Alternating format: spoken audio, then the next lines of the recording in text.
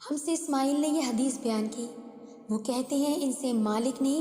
وہ عمرو بن یحییٰ المازنی سے نقل کرتے ہیں، وہ اپنے باپ سے روایت کرتے ہیں،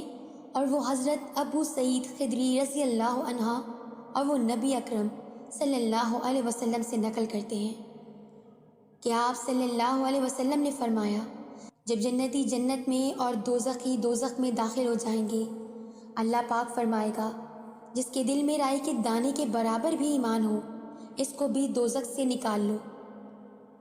تب ایسے لوگ دوزخ سے نکال لیے جائیں گے اور وہ جل کر کوئلے کی طرح سیاہ ہو چکے ہوں گے، پھر زندگی کی نہر میں یا بارش کے پانی میں ڈالے جائیں گے۔ یہاں راوی کو شک ہو گیا ہے کہ اوپر کی راوی نے کون سا لفظ استعمال کیا۔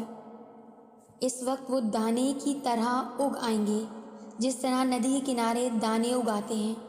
کیا تم نے نہیں دیکھا کہ دانے زردی مائل پیش در پیش نکلتا ہے؟ وہیب نے کہا کہ ہم سے عمروں نے حیا کے بجائے حیات